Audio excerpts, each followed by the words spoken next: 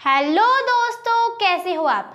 मैं भावना, स्वागत है आपका आपके यूट्यूब चैनल स्टूडेंट इंडिया। तो दोस्तों, आज के इस वीडियो के अंदर हम संज्ञा, सर्वनाम, विशेषण और क्रिया, इनके कुछ छोटे क्वेश्चन के बारे में पढ़ेंगे। क्या पढ़ेंगे?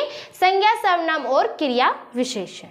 तो संज्ञा, सर्वनाम, क्रिया विशेषण विकार शब्द का भेद है। आपको ही पता है, मैंने आपको बता दिया था कि जो विकार शब्द के 4 भेद होते हैं, संज्ञा, सर्वनाम, क्रिया और विशेषण।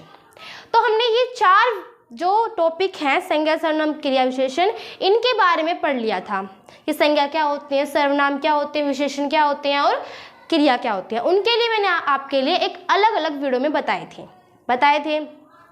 तो आज के इस वीडियो के अंदर हम इन्हीं विकार शब्द के भेद, संज्ञा, सर्वनाम, क्रिया, विशेषण के बारे में कुछ प्रैक्टिस करेंगे, क्योंकि प्रैक्टिस इज पावर। क्योंकि हर चीज़ को करने के लिए प्रैक्टिस ज़रूरत होती है। जैसे आप डांस में पार्टिसिपेट करते हो तो उसके लिए आप प्रैक्टिस करते हो, एग्ज़ाम के लिए प्रैक्टिस करते हो, मतलब किसी भी चीज़ के लिए आप प्रैक्टिस तो करोगे।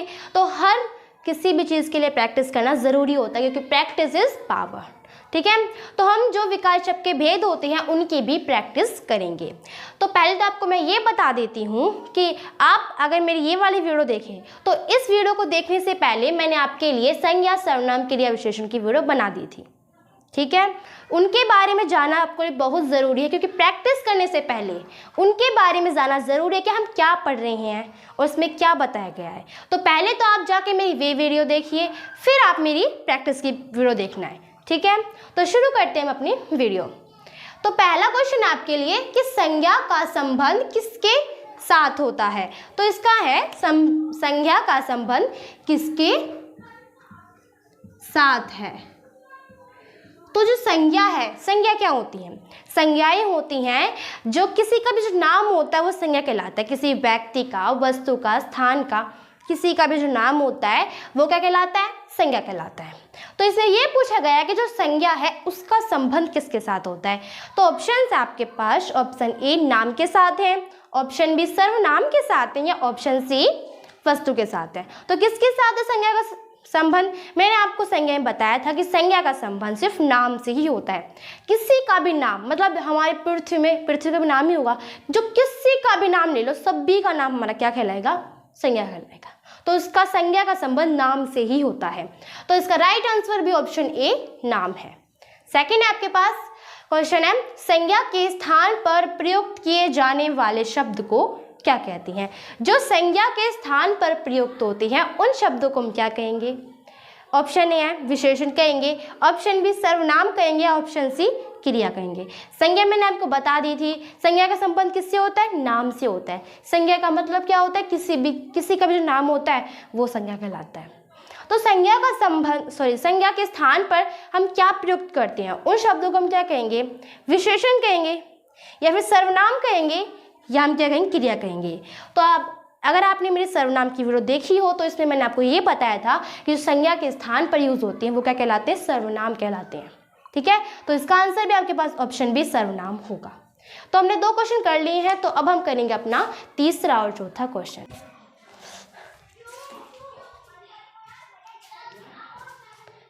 तो इसमें बताना है कि जिस वाक्य में काम का बोध हो, जिस वाक्य में काम का बोध हो उसे क्या कहते हैं? ऑप्शन ए है विशेषण, ऑप्शन बी है क्रिया, या फिर ऑप्शन सी काल। देखो, जिस वाक्य के अंदर काम के करने या होने का बोध होता है उसे क्या कहेंगे हम? उसे हम क्रिया कहते हैं। देखो, कोई भी वाक्य होता है, मतलब कितने वाक्य होते हैं? बहुत सारे सेंटेंस होते हैं, हर चीज़ में वाक्य ही वाक्य होते हैं। तो उन वाक्य के अंदर क्रिया भी होती है। ऐसा कोई भी वाक्य नहीं जिसके अंदर क्रिया ना हो, चाहे वो सहायक क्रिया हो, चाहे वो मुख्य क्रिया हो। सहायक क्रिया क्या होती है? मैंने आपको बताया था, सहायक क्रिया जो अंत में लगती हो, और जो मुख्य क्रिया होती है जैसे चलना फिरना, जिसमें एक्शन की बात की जाती हो, वो मुख्य क्रिया होती है। तो जिसमें काम के करने या फिर होने का बोध हो, काम हो रहा हो या फिर उसे हम कर रहे हो, तो उस वाक्य को हम क्या कहेंगे? क्रिया कहती है। क्रिया का मतलब क्या होता है? एक्शन, मतलब किसी चीज़ का काम करना, एक्शन दिखाना। वो क्या कहलाता है? जैसे हम चलने का एक्शन करते हैं, बैठने का एक्शन करते हैं, या फिर हम बोलने का एक्शन करते हैं, मतलब किसी चीज़ का जो हम एक्शन करते हैं उसे हम क्या कहते हैं? क्रिया कहते हैं। तो इसका आंसर भी आपके पास क्या हुआ? ऑप्शन बी क्रिया। तो फोर्थ क्वेश्चन आपके पास कि क्रिया के कितने रूप होते हैं। देखो, क्रिया के भेद नहीं बताने इसके अंदर, इसमें बताने क्रिया के रूप कितने होते हैं। तो क्रिया के 2 रूप होते हैं, ऑप्शन भी है, ऑप्शन ए 2, ऑप्शन बी 4 या ऑप्शन सी 6। तो आंसर है ऑप्शन बी, ऑप्शन ए 2, क्योंकि जो क्रियाएं होती हैं उसके सिर्फ 2 रूप होते हैं, भेद नहीं बताने, रूप बताने। कौन कौन से होते हैं?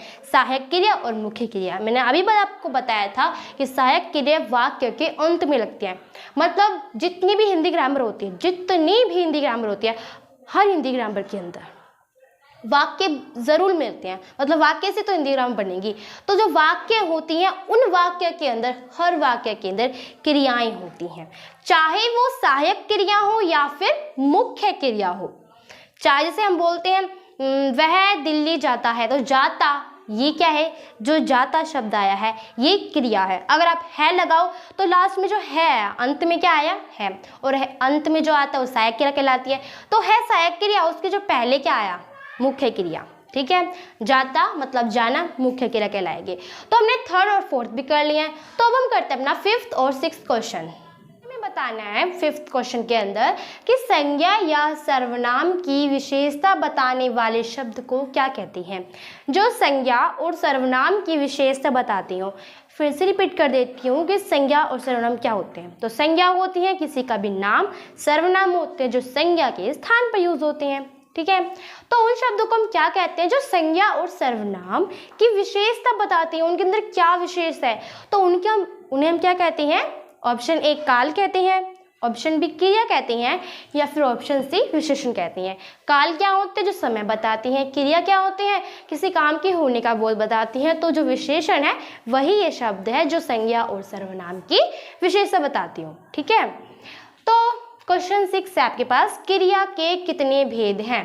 क्रिया के भेद तो बताने हैं पर अर्थ के आधार पर बताने हैं। क्रिया के अर्थ के आधार पर कितने भेद होते हैं। तो ऑप्शन ए 2 होते हैं, ऑप्शन बी 4 होते हैं, या ऑप्शन सी 7 होते हैं। तो क्रिया मैं आपको फिर से बता देती हूँ, काम के करने होने का बोध हो जिसके अंदर। तो क्रिया के कितने भेद होते हैं अर्थ के आधार पर। तो देखो क्रिया को 2 आधार पर बांटा गया है, अर्थ के आधार पर, रचना के आधार पर। तो जो अर्थ के आधार पर होती हैं उनके कितने भेद होते हैं। तो अर्थ के आधार पर क्रिया के 2 भेद होते हैं। तो ऑप्शन ए हमारा राइट आंसर है। तो कौन कौन से हैं वे 2 भेद? सकर्मक क्रिया और अकर्मक क्रिया।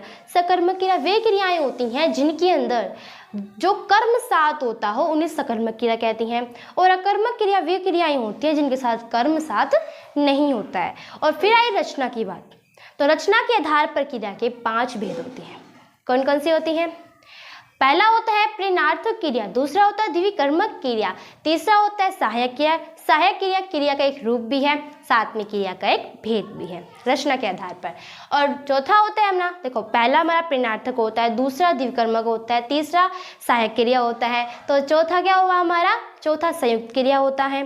ठीक है, तो ये होते हैं हमारे, पांचवा तो रह गया। तो पांचवा क्या होता है हमारा? सहायक क्रिया, नाम धातु क्रिया। सहायक तो मैंने बता दिया था। तो ये 5 भेद होती हैं क्रियाएं की। समझ में आया आपको? तो जो प्रेरणार्थक क्रियाएं होती हैं उनके अंदर क्या होता है? जो प्रेरणा देती हूँ वो प्रेरणार्थक क्रिया कहलाती हैं। और प्रेरणार्थक फिर द्विकर्मक क्रिया होती हैं जो क्रिया के पहले क्रिया हो चुकी हो। पहले क्रिया तो होती हैं पर उससे जो पहले क्रिया हो चुकी है उसे हम द्विकर्मक क्रिया कहती हैं। अगर आपने मेरी क्रिया की वीडियो देखी हो तो उसमें मैंने आपको बता रखा है, आप उसमें देख लेना जरूर। ठीक है, तो नाम धातु क्रिया क्या होती है? नाम धातु क्रियाएं होती हैं जो संज्ञा और सर्वनाम क्रिया, ये संज्ञा सर्वनाम क्रियाएं जो होती हैं ये संज्ञा सर्वनाम और विशेषण ये बदलकर जब क्रिया में परिवर्तन हो जाती हैं और उनका जो शब्द निकलता है वो नाम धातु क्रिया कहलाता है। ठीक है, फिर सहायक क्रिया के बाद जो अंत में लगता हो, मैंने आपको बताया था संयुक्त मतलब जोड़ना। तो ये 5 भेद होते हैं क्रिया के। समझ में आया? तो अब हम पढ़ेंगे अपना 5वां और 6वां हमने पढ़ लिया है, तो अब हम पढ़ेंगे अपना 7वां और 8वां क्वेश्चन। आपको बताना है कि संज्ञा के कितने भेद हैं। तो संज्ञा के कितने भेद होते हैं? ऑप्शन ए 1 होता है, ऑप्शन बी 21 होता है, या ऑप्शन सी 5 होता है। तो इसका राइट आंसर कौन सा है आपके पास? कि ऑप्शन सी 5 होते हैं संज्ञा के भेद। संज्ञा मतलब किसी का नाम। ठीक है, तो कौन कौन सी है 5 भेद संज्ञा के? देखो, जो संज्ञाएं होती हैं, संज्ञा क्या होती है, किसी का भी नाम, किसी व्यक्ति, वस्तु, स्थान, किसी का जो नाम होता है वही क्या कहलाता है, संज्ञा कहलाता है। और उसके भेद होती हैं 5। कौन कौन से भेद होती हैं? पहला होता है व्यक्तिवाचक। व्यक्तिवाचक क्या होते हैं? जिसके अंदर एक ही व्यक्ति, जरूर नहीं व्यक्ति हो, एक ही व्यक्ति, वस्तु, स्थान, किसी का भी जो नाम हो, बस वो एक होना चाहिए। जैसे कि वह झज्जर है, तो इसमें किसका बोध हो रहा है कि वो झज्जर में है, मतलब जो स्थान है वो एक ही स्थान है। अगर हम कहें कि वह गंगा नदी है, हमने ये कहा कि वह गंगा नदी है, तो इसके अंदर जो गंगा नदी बोला, गंगा किसी का नाम जो है, गंगा जो नाम तो है पर वो नाम है व्यक्तिवाचक, मतलब वो एक ही नदी है, वो गंगा एक ही नदी है, बहुत सारी गंगाएं नहीं, नदी नहीं है। अगर हम कहें कि वह नदी है तो अब हमें ये नहीं पता कि वो कौन सी नदी, तो बहुत सारी होती है। अगर नदी आ जाए तो उसकी पूरी जाति बतानी पड़ती है, तो वो जातिवाचक में आ जाता है।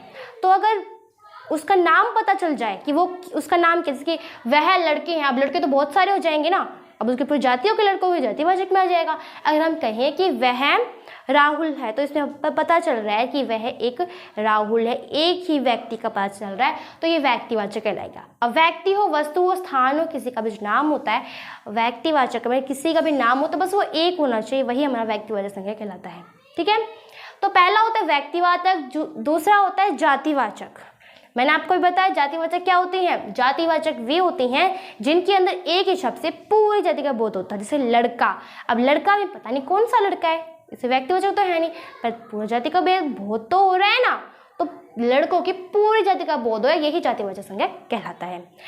तीसरा आता है हमारा भाववाचक संज्ञा। तो भाव हो जिसके अंदर हमारे फीलिंग्स के बारे में पता चलता हो, हमें महसूस होता हो, फील होता हो, उसे क्या कहते हैं हम, फीलिंग्स से मतलब फील होता है किसी चीज़ के, उसके बारे में पता चलता, वो भाववाचक कहलाता है। जैसे कि अगर आपको कहीं चोट लग जाए, माना कि आपके हाथ में चोट लगती है, पर चोट में हमें दर्द नहीं, दर्द तो होता है पर वो तो महसूस होता है, हमें ना ही वो दिखता है। भाववाचक के अंदर जो भाव होते हैं ना ही वो दिखते हैं, ना उसे हम टच कर सकते हैं, बस फील कर सकते हैं। अब मिठाई है, क्या हम उसे उसकी जो मिठास होती है उसे टच कर सकते हैं?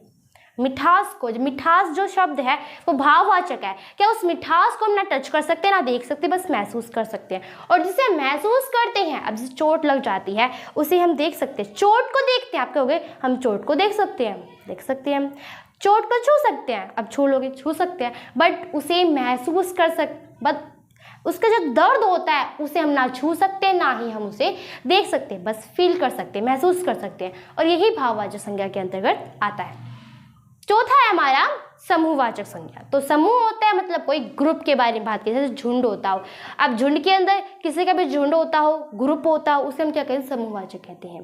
ठीक है, जैसे हम बोल देते हैं वह ये एक टीम में हो जाए, ये एक टीम में हो जाए, तो वो एक टीम की ग्रुप है, वो एक टीम की ग्रुप हो गई। ठीक है, अब आता है द्रव्यवाचक, पांचवा हमारा द्रव्यवाचक। द्रव्यवाचक के अंदर क्या होता है, द्रव्यवाचक के अंतर्गत आते हैं मतलब किसी का भी तरल ठोस की चीज़ की बात की जाती हो।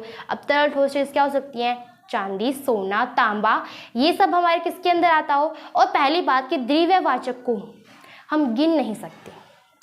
अब 1 किलो चीनी आ जाती है तो 1 किलो चीनी को हम कहेंगे कि वो 1 किलो चीनी, अगर हम ऐसे थोड़ा कहेंगे कि वो 1 2 3 चीनी की गिनती थोड़ी कर सकते हैं, उसे हम किलो में बता सकते हैं पर उनकी गिनती नहीं कर सकते। तो द्रव्यवाचक को हम नहीं गिन सकते, बस द्रव्यवाचक को हम क्या कर सकते हैं, उन्हें किलो में माप सकते हैं, माप तोल कर सकते हैं, उसे हम गिन नहीं सकते। तो ये 5 भेद होते हैं संज्ञा के। आपको पूरा टॉपिक ही बता दिया मैंने आप संज्ञा का। हाँ, ये आप समझ लो कि मैंने आपको पूरा बता दिया संज्ञा के बारे में। तो संज्ञा होती है, आप पता किसी का नाम और उनके 5 भेद, उनके बारे में बता दिए मैंने आपको। तो 8वां है राहुल खेलता है। इसमें राहुल कौन सी संज्ञा है, अभी बताया था मैंने। राहुल अगर लड़कों की बात की जाती हो, अगर लड़कों की बात की जाती हो तो वो क्या होगा, लड़कों की पूरी जाति हो जाएगी। तो हमें जाति तो नहीं बतानी, हमें जाति तो नहीं बतानी, बस जाति भी पूछ ही रखी इसने कहा राहुल खेलता है। इसमें जो राहुल शब्द है ये करता है, ये तो हमें पता है, करता है सब्जेक्ट है ये, बट ये बताना है कि कौन सी संज्ञा है, व्यक्तिवाचक, जातिवाचक, भाववाचक, द्रव्य या समूह। तो इसके अंदर आप देखते समझ रहे हो, राहुल मतलब किसी एक व्यक्ति का नाम है, इसमें भाव किसी का नहीं हुआ, ना द्रव्य ना समूह ना जाति। इसमें किसकी बोध हो रहा है, ये व्यक्तिवाचक, सिर्फ एक व्यक्ति का बोध हो रहा है। तो इसका आंसर भी आपके पास क्या होगा, ऑप्शन ए व्यक्तिवाचक। ये लगता है पेन खत्म होगा, दूसरा लेना पड़ेगा। तो ये क्या होगा हमारे पास, व्यक्तिवाचक। ठीक है, तो हमारे 2 क्वेश्चन हो गए, 7वां और 8वां। तो अब हम करते हैं अपना 9वां और 10वां क्वेश्चन। 9th क्वेश्चन है, विशेषण के कितने भेद होते हैं? तो विशेषण क्या होते हैं? जो संज्ञा और सर्वनाम की विशेषता बताती हो। तो विशेषण के कितने भेद होते हैं? ऑप्शन ए 1, ऑप्शन बी 4 या ऑप्शन सी 5। तो आंसर है ऑप्शन ए 4। तो ऑप्शन ए 4 इसका आंसर है। तो विशेषण के कितने भेद होते हैं? 4 भेद होते हैं। कौन कौन से होते हैं? पहला गुणवाचक होता है, दूसरा संख्यावाचक होता है, तीसरा होता है परिमाणवाचक। देखो, परिमाण और परिणाम में कंफ्यूजन मत होना। परिणाम होता है रिजल्ट और परिमाण होता है मापतोल। तो इसमें परिमाणवाचक मापतोल की बात की जाती है। और चौथा होता है संकेत या फिर सार्वनामिक वचन। तो गुणवाचक के अंदर जो गुण दोष के बारे में बताते हैं, उसके अंदर क्या गुण है, क्या दोष है उसके अंदर, या उनके बारे में जो बताता है वो गुणवाचक कहलाता है। और संख्यावाचक वो जो गिनतियों के बारे में बताता है। संख्यावाचक के 2 भेद होते हैं, अनिश्चय संख्यावाचक या फिर निश्चय संख्यावाचक। ये 2 भेद होते हैं उसके। अनिश्चय संख्यावाचक के अंदर क्या होता है, मतलब जिसमें निश्चित जानकारी ना हो संख्या की। और निश्चय असंख्यावाचक संख्या क्या होते हैं? निश्चित संख्यावाचक क्या कहलाते हैं? जिनके निश्चित जानकारी हो संख्या की। ठीक है, संख्या की निश्चित जानकारी होती है, वो क्या कहलाते हैं? निश्चित संख्यावाचक। फिर आता है आपका परिमाणवाचक। क्या होता है? परिमाण, परिणाम नहीं, परिमाण। तो परिमाणवाचक क्या होते हैं? जिसमें मापतोल की बात की जाती हो। इसके भी 2 भेद होते हैं, अनिश्चित परिमाणवाचक और निश्चित परिमाणवाचक। तो अनिश्चित परिमाणवाचक के अंदर क्या होता है? जिसमें मापतोल की निश्चित जानकारी ना हो, वो अनिश्चित कहलाती है परिमाणवाचक। और निश्चित परिमाणवाचक क्या होते हैं? जिसके अंदर निश्चित जानकारी हो मापतोल की। ठीक है, तो फिर चौथा है संकेत या फिर सार्वनामिक। संकेत और सार्वनामिक में होता है जो संकेत की भी बात की, जिसमें संकेत होता हो, जैसे यह है मेरा पेन है, यह है मेरा घर है, संकेत की बात की जा रही है, तो यही होता है संकेतवाचक। तो विशेषण क्या होती हैं? संज्ञा सर्वनाम के जो संज्ञा सर्वनाम जो विशेषण बताते हैं वो विशेषण कहलाते हैं। उसके 4 भेद होते हैं, मैंने आपको बता दिया है। तो 10वां है आपके पास कि 1 किलो चीनी दे दो। कौन सा विशेषण है? अब आपको क्या बताना है कि 1 किलो चीनी दे दो, इस वाक्य के अंदर ये कौन सा विशेषण है? तो ऑप्शन ए परिमाणवाचक विशेषण है, ऑप्शन बी संकेतवाचक है, ऑप्शन सी गुणवाचक है। तो इसका आंसर क्या है आपके पास? देखो, 1 किलो चीनी दे दो, ये परिमाणवाचक है। क्यों है परिमाण? जिसमें मापतोल की बात की जाती हो वो क्या कहलाती है? वो परिमाण कहलाते हैं। तो 1 किलो चीनी दे दो, मापतोल के चीनी दी जा रही है ना, तोलने की बात की जा रही है, कुछ किलो चीनी दे दो, ये अनिश्चित परिमाणवाचक कहलाएगा। पर निश्चित परिमाणवाचक क्या होता है? जिसमें निश्चित जानकारी हो। एक साथ तो ये निश्चित परिमाणवाचक है, ये अनिश्चित नहीं है, तो ये परिमाण भी है। ठीक है, तो इसी के साथ हमारा 10वां क्वेश्चन भी कंप्लीट होता है।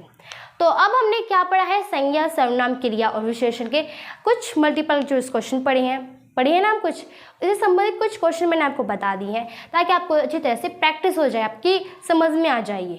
ठीक है, तो पहले तो आपको ये ज़रूर बताती हूँ कि इस वीडियो को देखने से पहले आप मेरी वो 4 वीडियो ज़रूर देखना, संज्ञा, सर्वनाम और क्रिया विशेषण की। ठीक है, तो इसी के साथ हमारी ये वीडियो कंप्लीट होती है। आई होप कि आपको ये समझ में आया होगा। ठीक है, तो अगर आपको मेरी वीडियो पसंद आई हो तो इसे लाइक करना, सब्सक्राइब करना और अपने दोस्तों को भी शेयर ज़रूर करना। अगर आपको ये पसंद आई होती, अगर आपको इसमें समझ भी आ गया हो और पसंद भी आई हो, तो अपने दोस्त को भी शेयर जरूर करना कि वो भी समझ सके इस वीडियो को। इस वीडियो के अंदर देख के संज्ञा, सर्वनाम, क्रिया विशेषण के बारे में भी समझ सके। ठीक है, तो मैं फिर से कहती हूँ, अगर आपको मेरी वीडियो पसंद आई हो तो इसे लाइक करना, सब्सक्राइब करना एंड शेयर करना। Thanks for watching my video.